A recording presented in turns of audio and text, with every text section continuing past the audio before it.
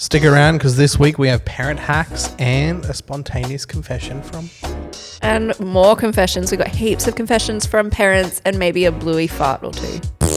Hang on, I'm still down. Tooth Fairy's a thief. What is happening right now?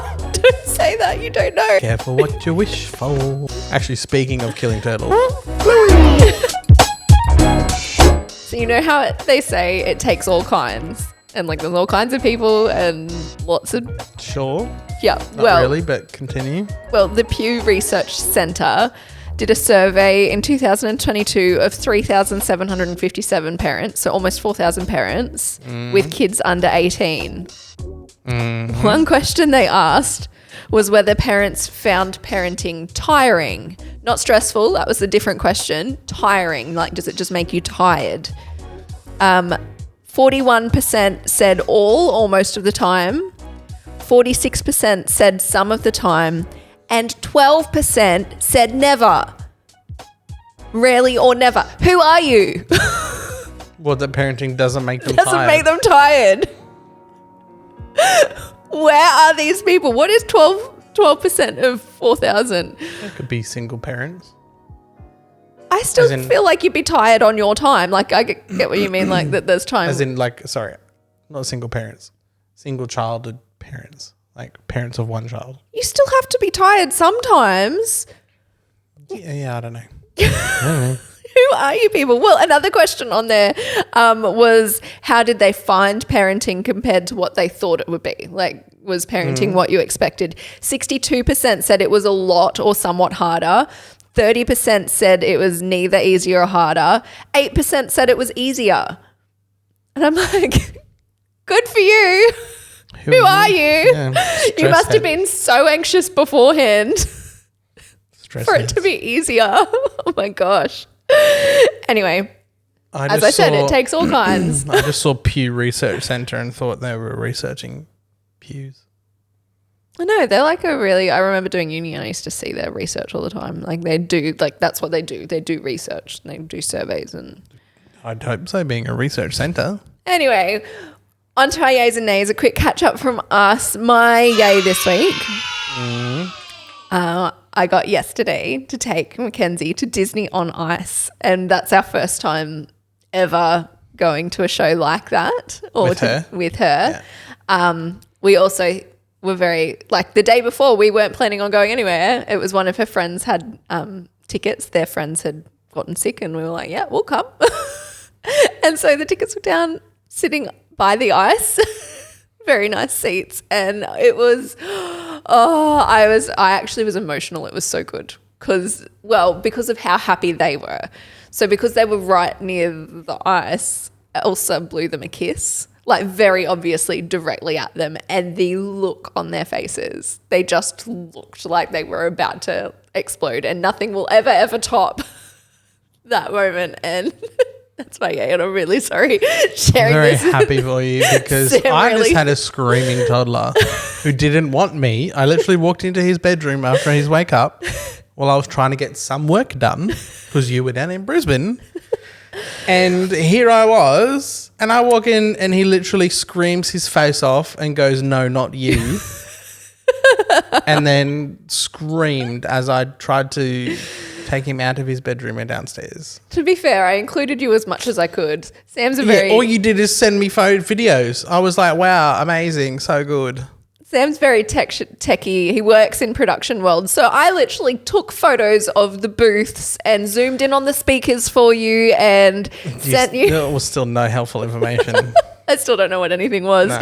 He's like, zoom in on this. Are they wearing comms? What are they? Where's this? Where's that? She's like, I found the tech guys. They're up the top. And I'm like, send me a photo. And she sends me a photo. I'm like, no, that is the VIP booth. Because there are children and people in there. Anyway, you're included. Moving along. So that was my yay. That was a really fun day. So happy for you. My nay, school holidays. I'm not going to whinge about school holidays. We are in mid-semester break in Australia. And for some reason, my brain has just thought it was 2 weeks. Until literally I was telling a parent this morning, she's like, how are you going? And I was like, yeah, I was talking about how holidays are only 2 weeks. She's like, Bec, holidays are 3 weeks. I'm like, great.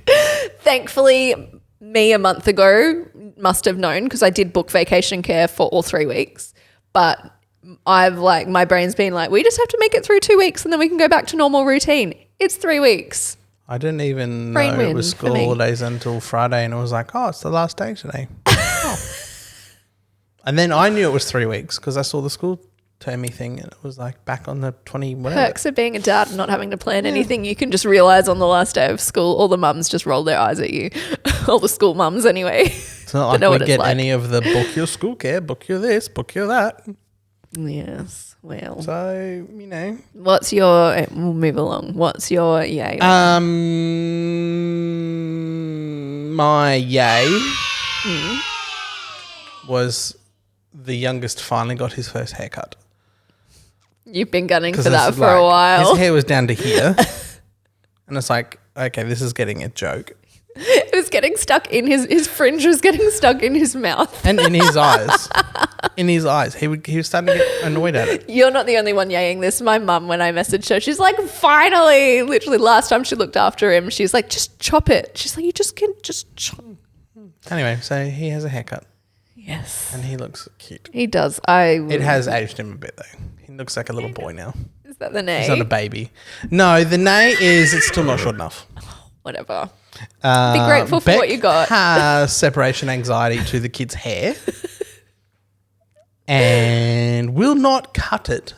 It's not separation longer anxiety. Than that much at a time. It is not separation anxiety. It is. You just have some weird obsession with cutting their hair short. It doesn't need to be short. It's cute. They're little kids. They can have curly, long hair for this season. They would look super cute with like short hair. They will like when they're little boys. Haircut. They're toddlers right now. And they will have toddler hair. He's about to turn 4. I think he kind of moved out of toddlers. His hair got really short last time. That's not really short. Sorry, I'm not. That's not really short. Anyway, so this is my ongoing saga. You don't Stay tuned. Our listeners don't need to be part of the ongoing saga. The trendy haircuts will happen at some point. We will take them to a barbershop and they will get a trendy haircut. When they're 16. I'll give up when they're 16. Then you can argue with them about what they want. Welcome to my life. Moving along let's move along. This week, the question we put out there, we're going to be helpful. Are we? Kind of. Maybe. This might actually, looking at the answers we got sent, this might actually be more helpful for people that are about to become parents. More relatable for people who are parents, but probably helpful for expecting parents. Just insightful. Anyway. Because the question was, what like parenting thing did you not expect to be helpful that really was? Like, what was the most underrated thing that you like didn't expect to be legit? Like I shared about the like Boone dishwasher accessory that like closes and you put bottle bits and stuff in it, and I thought it was like a scammy. Just because as soon as you start going through baby shops, there's everything, so many things. You spend so much money. It's like, what is actually worth it? That's my big gripe. Is everything for a baby, you add like 20% onto the price or 30%. Do you want a blanket? Yeah, here you go, $10. Oh, you want a baby blanket? Oh no, that'll be $30. It's like the next stage after the weddings, because weddings are like that. You just add zeros to the end for weddings. It's like, okay, once we get past the wedding milestone. You want family photos? Oh yeah, $500-$600. Oh, you want wedding family photos? Oh no, $6,000. You know there's a difference, but anyway. So that Boone clutch thing, not sponsored by Boone, by the way, but I had a fair few people actually say the grass that they make a little thing like it's a mat. We've got it. We've used it so much I didn't expect to use it. And the trees and the thing, yeah. So you can dry all the bottle bits and water. Even now we're using it for water bottle bits. Like as they continue to grow up, we're still using it. I thought it was a joke. I actually thought it was crap. But we use it every day. We rely on it. It lives on the bench now. So that was a unexpected thing. By far the number one thing though. Sleep. Yep. 100% agree. Sleep was so overrated. Just sleep by yourself where you can carefree. Uninterrupted sleep, I think. That one. It was like you just don't know how hard that's going to hit you. Afternoon naps. Afternoon. Without the stress of worrying about daytime naps. You don't have to go anywhere. The kids asleep. It is just you get into bed and it's daytime. It doesn't even matter. Anyway, a comment on that to just like, if you are an expectant parent, one parent sent in, I didn't drink coffee before we had kids. Make of that what you will. It gets better. If you're listening in newborn phase, it does get better, but not that much better. I've drunk coffee too much now that it does nothing for me now. It's just an addiction. Underrated? Yeah. Swaddles and swaddling. Oh, yeah. Love a swaddle. 100%. I don't think... Actually, not a swaddle. One of the freaking... Oh, the zip-up ones. The baby, whatever they are, is the zip-up. Love to Dream. There's lots of brands, but yeah. Because our kids were Houdinis, they'd get out of swaddles. Well, I remember the nurse trying to teach us how to swaddle and just like being like, I'll wrap her up, not realizing how important for sleep swaddling is. All the way up until we had a baby, no one ever actually was like, this will be the key to your sleep for the next 6 months. Like, no one. No. You do not understand until you've had a kid. We were gifted so many swaddles, and I remember being like beforehand, being like, great, another swaddle. Second and third kid, I was like, yay, another swaddle. Yeah. Live to Dream was the lifesaver for us because our kids would just get out of them. Underrated, baby wipes. I wrote here in my notes, baby wipes are forever. One of the comments was, we are way past the nappy stage and we still use baby wipes for everything. Yeah. I'm like, I don't think I'll ever not carry around baby wipes now. I get it. It's baby wipes so handy. Yep. Even for myself, not even for the kids, like just to have them just anywhere around. You need to clean something, you need to wipe something, wet wipe, done. Yep. For any parents that have spewy kids, burp cloths is a big one. Oh yeah, we still use burp cloths. We don't not for burping. Not for burping babies, but yeah, we've got them rags for everything. Yeah, they're now just rags. Someone sent in WD-40 pre-parenting. I thought it was just a shed thing, man tool, all that. Yep. It's actually perfect to get rid of sticky residue from stickers after they've been stuck for a while. Bit of WD-40 and paper towel and it comes right off. Yeah, fair cool. It's like our orange spray that we got, the de-sticker. Yeah. Yeah. And then apparently WD-40 does the same thing. Well, it would, because it makes the floor slippery as hell. So yeah, that would work. Underrated. And until you have kids, you don't realize zippers. Always buy zippy pajamas.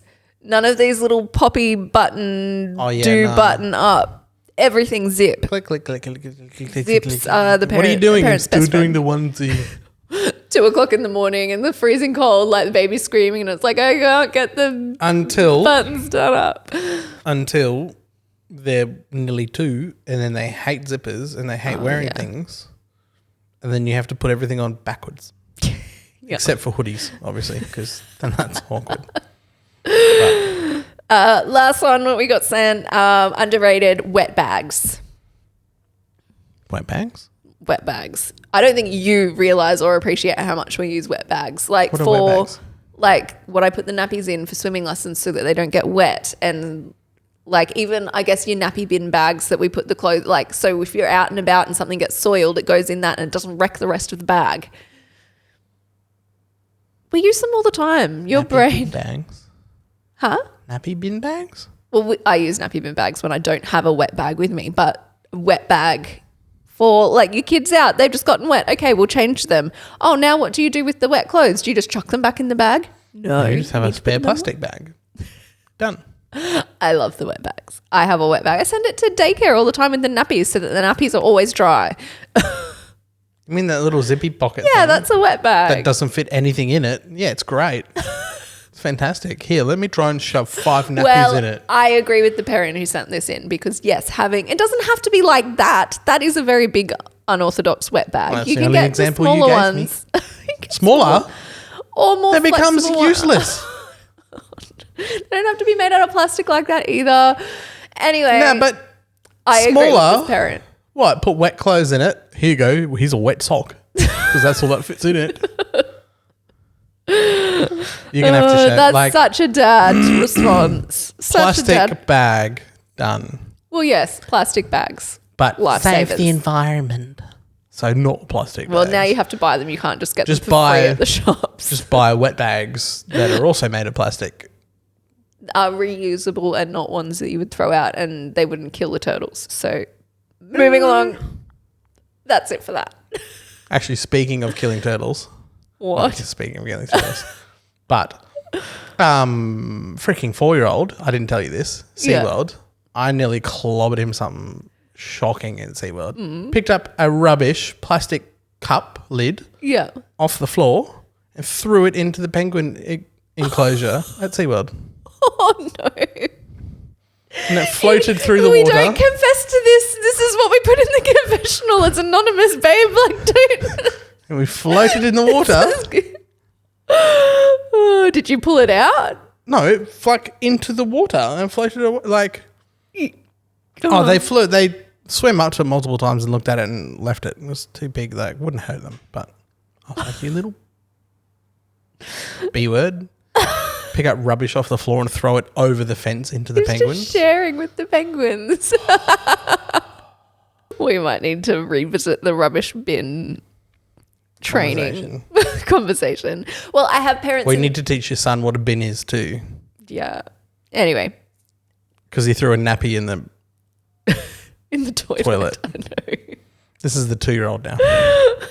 He was so proud of himself. Yeah, he literally threw it in the toilet. You hear him running, you hear the lid, and Beck's like, no. And he just walks out and goes, wipes his hands. Big grin. He thought he'd done a great job. I was like, no, it goes in the bin, not in the toilet. And then I smiled and said, good luck with that. And off we went. Moving along before you self-confess me to anything else. Hey, one of them was mine. News, one of them's yours. Now we're even. Parents in the news this week. We do have confessions later in the episode. Could have saved it for that. Oh well. Parent news. In the US, Bush's Beans and BBC Studios have teamed up to make Bush's Bluey baked beans. They've said now families can bring Bluey fun to life by recreating favourite moments and meals in their own kitchens. Oh, yeah. Yeah. Full. Slow simmered beans in a classic brown sugar sauce. Brown sugar? I'm pretty sure that's what they're in here too. I just don't think you realise that. I've always heard that they're really high in sugar. Yeah. Does that mean you do Bluey farts? How's that work? This fart sponsored by Bluey. You laughed too hard at that. I'm just very visual.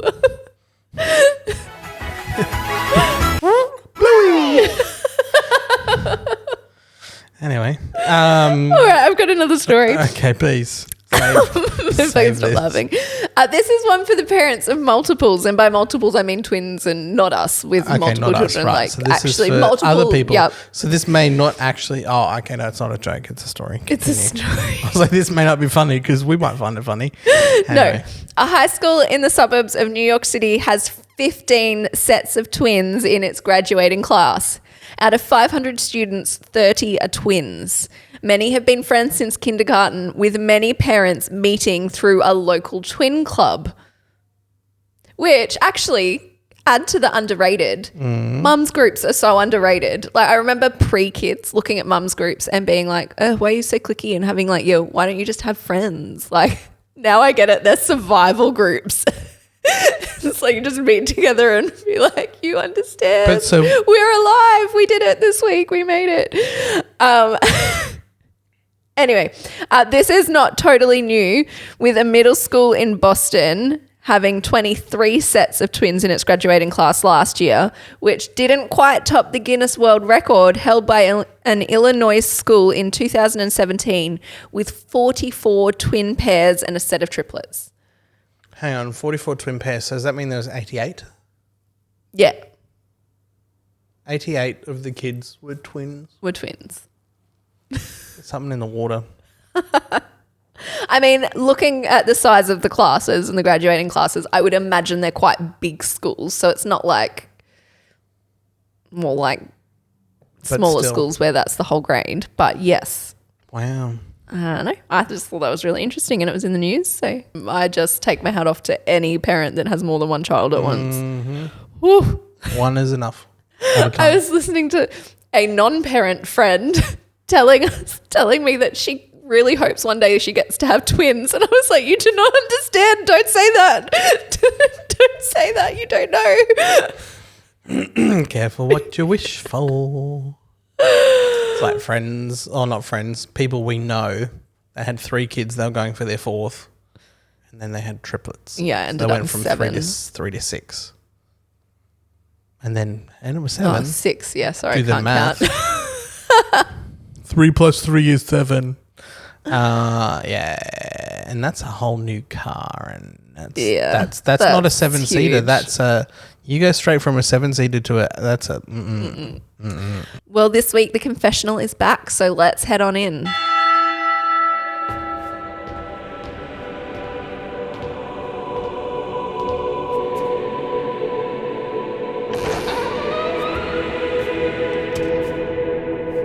My turn to go first. This confession, my 2.5-year-old thinks the individually wrapped chocolates are grown-up vitamins and they're very spicy. I don't know whether we should have that in the confessional or in the parent hacks. That's a parent hack. That's so smart. That's good. No, But, sorry, sweetie, you can't have these ones. They're spicy and they're... What, like 12s and stuff? And like your boxes of like Cadbury roses and... Roses and... Your individually wrapped chocolates, favourites. It looks like a chocolate. No, it's a... Vitamins. It's a tablet. It's a health food mummy has to have because it's yucky. It's medicine.